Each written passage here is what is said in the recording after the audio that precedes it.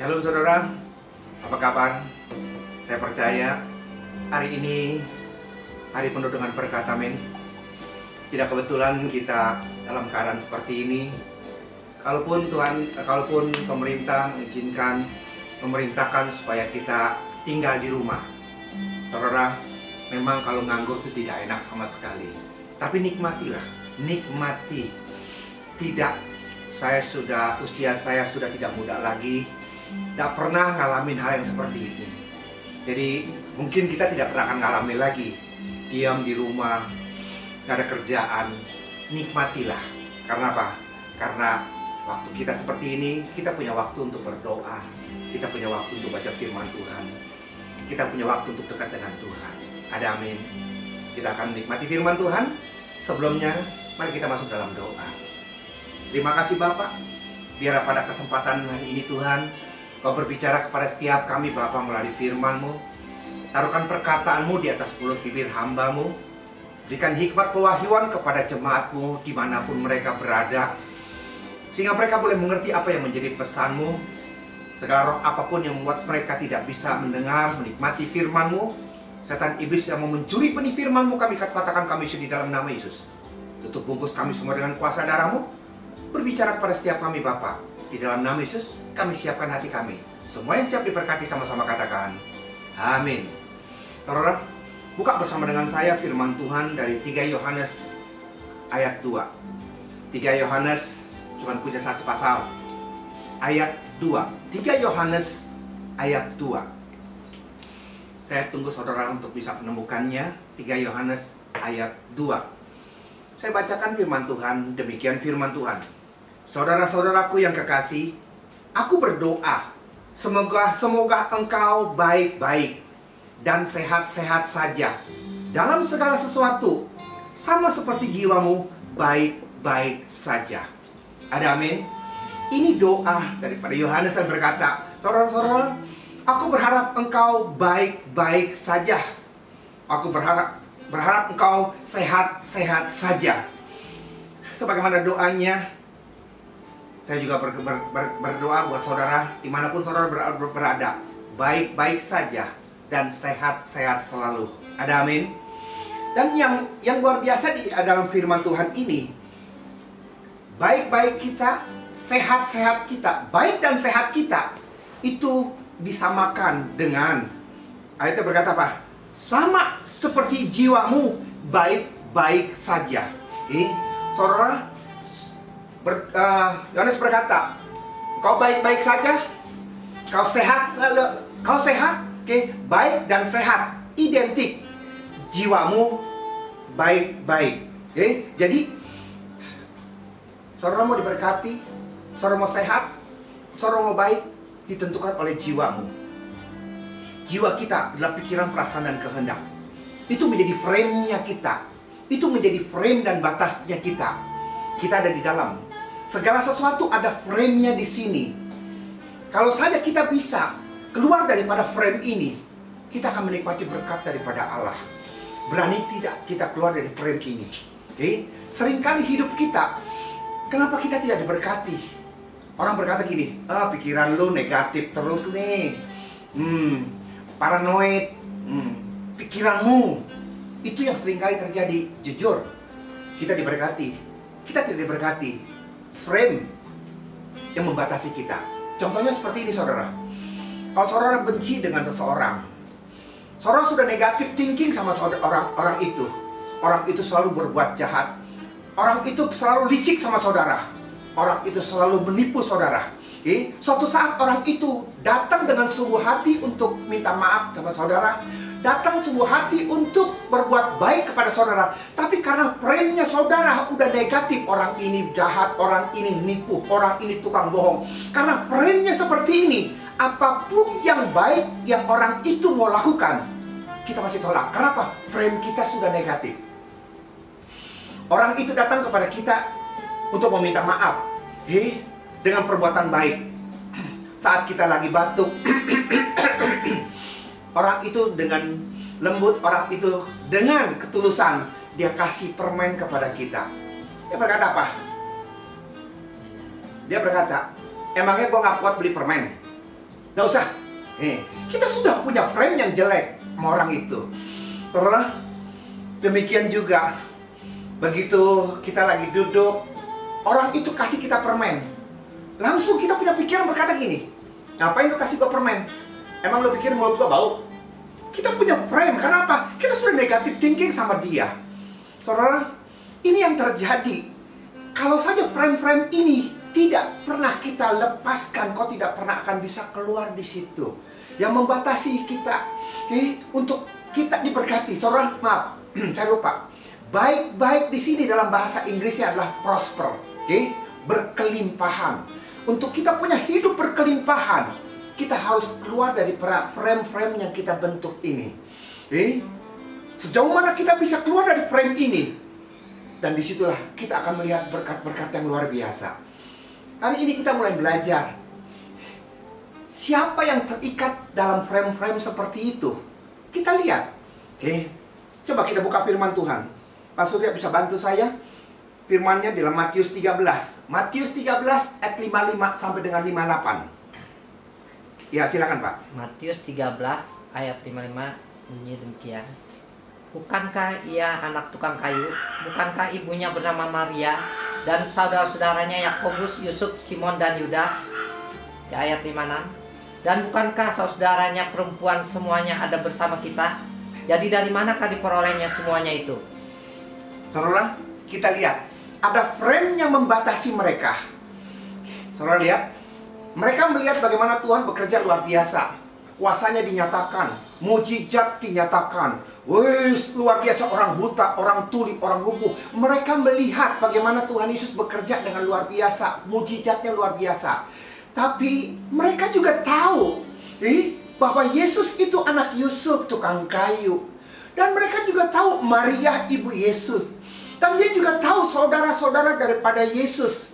Mereka punya frame yang berkata, bagaimana mungkin orang seperti ini? Bagaimana mungkin Yesus bisa hebat? Frame-frame seperti ini yang membatasi mereka. Sehingga perikop yang kita baca, tidak banyak mujizat, bukan tidak bisa. Tidak banyak mujizat yang terjadi di sana. Kenapa? Karena mereka sendiri membatasi. Bagaimana mungkin aku tahu bapaknya, aku tahu ibunya, aku tahu saudara-saudaranya. Bagaimana mungkin ini bisa terjadi? Bagi kita sendirilah yang membatasi. Karena kita punya frame. Kita berkata, nggak mungkin orang itu hebat. Nggak mungkin, kita sendirilah yang membatasi. Matius 13 ayat 55 sampai 58. Ya. Demikianlah firman Tuhan. Bukankah ia ini anak tukang kayu? Bukankah ibunya bernama Maria dan saudaranya Yakobus, Yusuf, Simon dan Yudas? Terus? Dan bukankah saudara-saudaranya perempuan semuanya ada bersama kita? Jadi dari manakah diperolehnya semuanya itu? Ayat 57. Lalu mereka kecewa dan menolak dia. Maka Yesus berkata kepada mereka, seorang nabi dihormati di mana-mana, kecuali di tempat asalnya sendiri dan di rumahnya. Ayat 58. Dan karena ketidakpercayaan mereka, tidak banyak mujizat diadakannya di situ. Haleluya. Saudara, perhatikan. Karena ketidakpercayaan mereka, tidak banyak mujizat diadakannya di situ. Bukan Tuhan tidak bisa, bukan Tuhan tidak mampu. Ketidakpercayaan mereka itu yang membuat mujizat tidak bisa terjadi. Karena mereka sudah punya frame di sini. Karena mereka sudah punya frame di sini. Apa yang ada dalam frame mereka? Mereka berkata, itu anak Yusuf, tukang kayu. Itu anak Maria. Saudara-saudaranya kita kenal semuanya.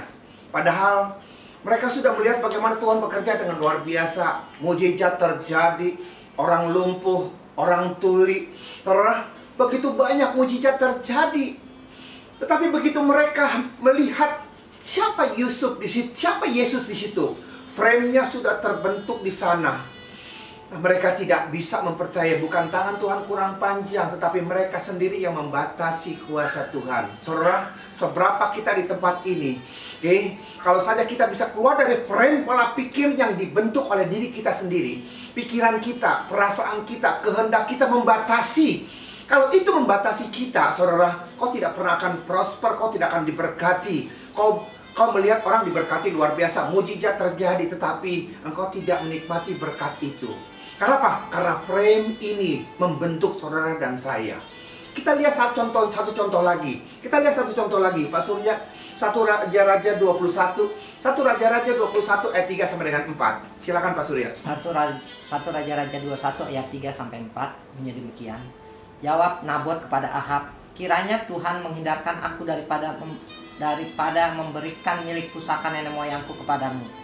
Ayat 4. Lalu masuklah Ahab ke dalam istananya dengan kesal hati dan gusar karena perkataan yang dikatakan Nabot orang Israel itu kepadanya, tidak akan kuberikan kepadamu milik pusaka nenek moyangku. Maka berbaringlah ia di tempat tidurnya dan menekupkan mukanya dan tidak mau makan. Saudara, perhatikan Nabot Ahab. Nah, Ahab melihat kebun Nabot dan dia suka, dia ingin, tapi Nabot tidak mau menjualnya. Dalam pikiran frame daripada si Ahab, dia raja loh.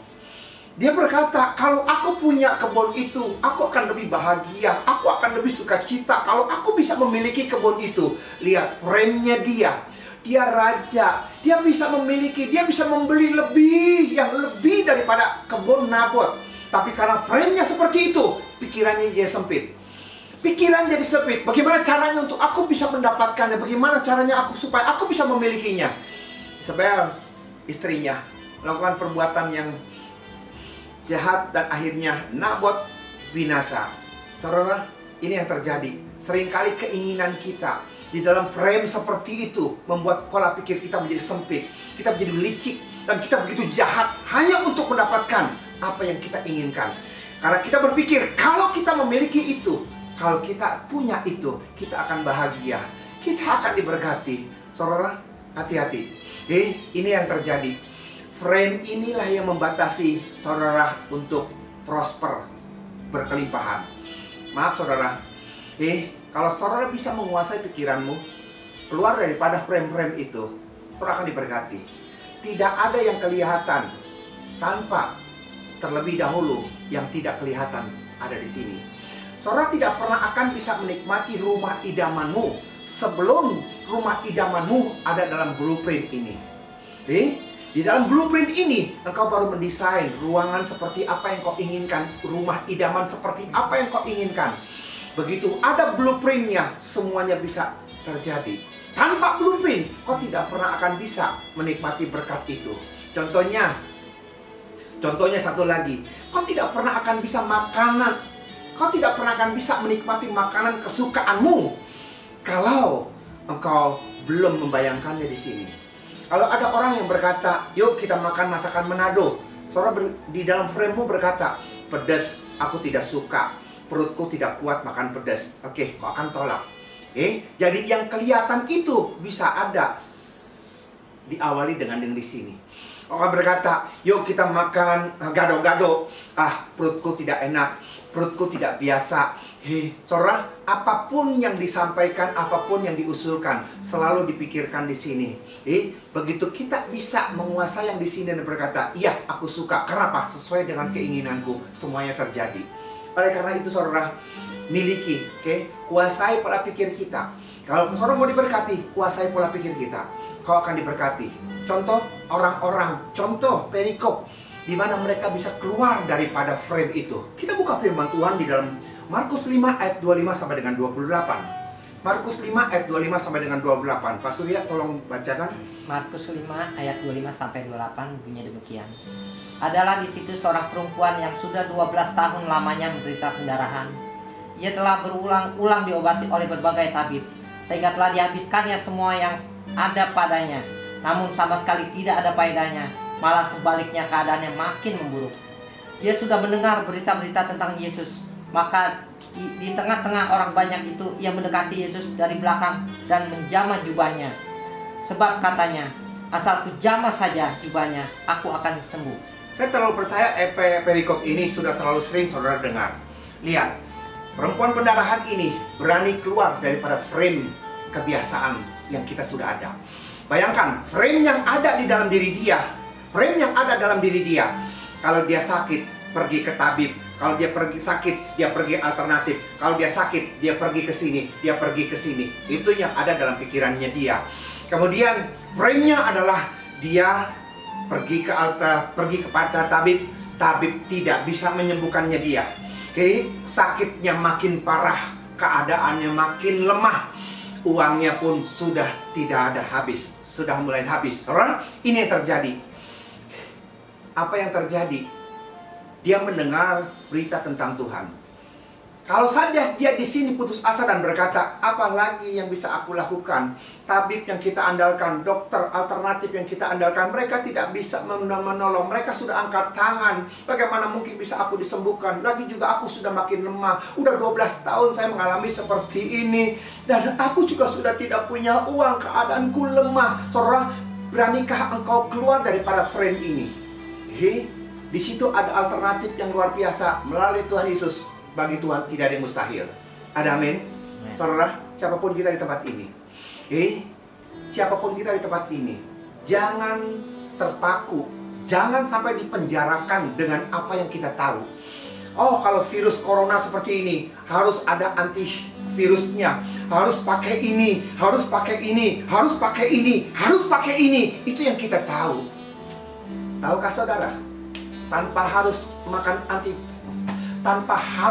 makan atau minum antivirus, tanpa harus memakai segala sesuatu, kalau Tuhan datang dan menumpang tangannya, kalau kita percaya, bagi Tuhan tidak ada yang mustahil. Orang buta, orang tuli, orang kusta, Tuhan tidak pernah membawa mereka ke rumah sakit. Tuhan tidak membawa mereka dioperasi. Tuhan hanya menantang mereka, apakah engkau percaya? Percaya, jadi sesuai dengan imanmu, sembuhlah engkau. Jangan sampai frame-frame ini menghambat saudara dan saya. Saudara punya frame. Frame-nya adalah virus corona sangat ganas. Virus corona belum ada obatnya. Virus corona dahsyat. Virus corona. Saudara, itu frame-nya. Saudara berpikir virus corona belum ada antivirusnya. Saudara begitu tertekan di sana. Dan saudara berpikir hanya dengan obat antivirus saudara akan sembuh. Maaf, tanpa harus antivirus, tanpa harus minum obat, Tuhan sanggup kok. Tuhan mampu. Bagi Tuhan tidak ada yang mustahil. Ada amin? Saudara, siapapun kita di tempat ini, ingat, semuanya itu ditentukan oleh diri saudara dan saya. Dan satu ayat yang luar biasa lagi. Teruskan Pak Sugya, ayat 35-nya Pak. Markus 5 ayat 35 dan 36. Ini satu hal, berani atau tidak kita melakukan seperti ini. Kita lihat Markus 5 ayat 35 36. Markus 5 ayat 35 dan 36 bunyi demikian. Ya. Ketika Yesus masih berbicara, datanglah orang dari keluarga kepala rumah ibadat itu dan berkata, anakmu sudah mati. Apa perlu lagi engkau menyusahkan guru? Tetapi Yesus tidak menghiraukan perkataan mereka dan berkata kepada kepala rumah ibadat, jangan takut, percaya saja. Amin. Saudara, kalau masih parah, kalau masih sakit, kalau masih menderita, mungkin kita masih punya pikiran, tetapi keadaan kenyataan sudah mati. Yang memberitakan semuanya ini orang kepercayaan yang diutus dari rumahnya dan berkata, Yairus, anakmu sudah mati. Untuk apa lagi engkau menyusahkan guru? Semuanya sudah terlambat. Saudara, berani tidak kita keluar dari frame? Orang mati, titik. No, di hadapan Tuhan. Orang mati, udah busuk, masih koma. Karena ada Tuhan. Bagi Tuhan tidak ada yang mustahil. Yang busuk saja Tuhan bisa bangkitkan. Apa artinya buat saudara? Kita masih hidup. Kita belum mati. Kita belum busuk. Kalau saja kita punya Tuhan, kalau kita mengandalkan Dia, lepaskan frame-frame ini. Keluar daripada frame yang dunia ciptakan. Kalau kanker, harus kemoterapi, harus ronsen, harus operasi, harus minum obat. Saudara, inilah frame-frame yang dunia bikin buat saudara dan saya. Tapi hari ini saya mau katakan, tanpa harus biopsi, tanpa harus kemoterapi, tanpa harus operasi, tanpa harus minum obat, saudara, keluar daripada frame itu. Kalau kita percaya, bagi Tuhan tidak ada yang mustahil. Kuatkan imanmu. Tuhan punya cara. Tuhan mampu. Tuhan sanggup. Tuhan mau memberkati kita. Ada amin? Tundukkan kepala kita berdoa. Terima kasih Bapak. Ampuni kami kalau selama ini kami bergerak di dalam frame-frame yang dunia ciptakan. Kalau mau sembuh, harus biopsi, harus kemoterapi, harus dioperasi, harus minum obat. Tapi hari ini Tuhan, firman-Mu mengingatkan kepada setiap kami bahwa ada sesuatu yang luar biasa di dalam Engkau. Tanpa harus biopsi, kemoterapi, operasi, dan minum obat, kami bisa memperoleh kesembuhan daripada-Mu. Asal kami percaya, asal kami punya iman, kami akan menikmati berkat yang luar biasa. Tuhan, mampukan setiap kami untuk berjalan dalam iman, untuk tetap percaya. Apapun keadaan hari ini yang menekan anak-anak-Mu, kami berdoa, biar penyertaan-Mu ada menyertai berkati. Sebagai hamba-Mu, hamba berdoa, berkati rumah tangga mereka, keluarga, usaha, pekerjaan, karir, bisnis, toko, pabrik mereka. Berkati Tuhan negara kami, selamatkan negara kami Indonesia, selamatkan Jakarta Bapak. Berikan Tuhan jalan keluar buat setiap mereka. Ingatkan kepada mereka, jangan putus asa. Tuhan punya cara, Tuhan punya jalan keluar. Terima kasih Bapak, kami percaya virus corona sebentar lagi akan hilang karena Tuhan berperkara dengan luar biasa. Terima kasih, di dalam nama Yesus kami berdoa. Haleluya, amin. Terima kasih saudara. Demikian firman Tuhan. Sampai jumpa dalam program yang akan datang. Shalom, Tuhan Yesus berkati.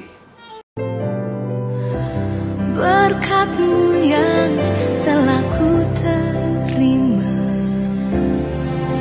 sempat membuatku terpesona. Apa yang tak pernah ku pikirkan, itu yang Kau sediakan bagiku.